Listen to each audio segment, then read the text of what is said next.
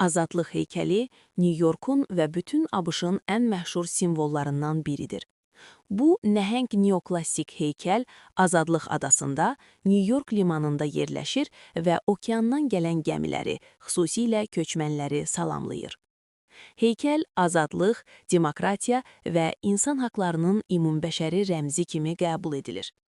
Heykəlin yaradılması ideyası 1865-ci ildə fransız hüquqşünası və abolisionist Edouard René de la Boule tərəfindən irəli sürülüb. O, ABŞ-ın müstəqillik müharibəsində 1775-1783 Fransanın verdiyi dəstəyi və iki ölkə arasındakı dostluğu əbədləşdirmək istəyirdi. Heykəlin layihəsi fransız heykəltəraş Frederic Auguste Bartholdiyə həvalə olunub. Layihədə memar Gustav Eiffel də iştirak edib. O, heykəlin daxili metal konstruksiyasını hazırlayıb. Heykəl Fransada hazırlanaraq 1885-ci ildə 350 hissəyə bölünüb və 214 qutuda ABŞ-a göndərilib. ABŞ tərəfi isə postamenti maliyyələşdirib. Heykəl rəsmi olaraq 28 oktyabr 1886-cı ildə açılıb və bu, ABŞ-ın müstəqilliyinin 100 illiyi ilə həsr olunub. Heykəl Roma azadlıq ilahəsi Libertas'ı təsvir edir.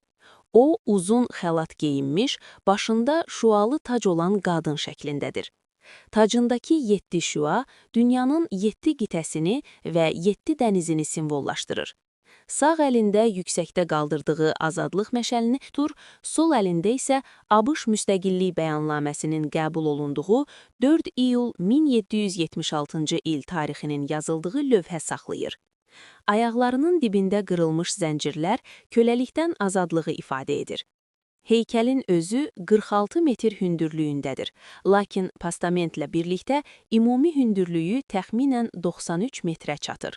Çəkisi isə 204 tondur. Heykəl misdən hazırlanmışdır və zamanla oksidləşərək xarakterik yaşıl rəng almışdır. Əvvəllər tünd qəhvəyi rəngdə idi. Azadlıq heykəli sadəcə bəzək deyil, dərin məna daşıyır. O, milyonlarla immiqrant üçün yeni dünyaya giriş qapısı olub. 1886-cı ildən bəri azadlığın, fürsətlərin və demokratiyanın simvolu kimi tanınır. Heykəlin içərisində pilləkanlar var, 356 pillə qalxaraq tacın içində yerləşən müşahidə platformasına çıxmaq mümkündür.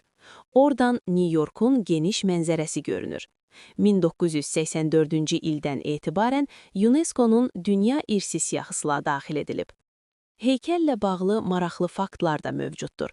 Məsələn, əvvəlcə onu Misirə hədiyyə etmək fikri olub, lakin bu layihə qəbul edilməyib. Hər il təxminən 3-4 milyon turist heykəli ziyarət edir. 1938, 1984-86 və 2011-2012-ci illərdə əsaslı təmir işləri aparılıb. Məşəlin içindəki işıq əvvəlcə mayak kimi fəaliyyət göstərib. Azadlıq heykəli bugün də qlobal simvol hesab edilir. O, təkcə ABŞ-ın deyil, bütün bəşəriyyətin azadlıq idealını əcəslim etdirir. Fransız-Amerika dostluğunun canlı nümunəsi kimi qalır və insanlara xatırladır ki, azadlıq daim qorunmalı və işıqlandırılmalıdır. Videonu bəyəndinizsə, YouTube kanalımıza abunə olmağı və fikirlərinizi rəy bölməsində yazmağı unutmayın.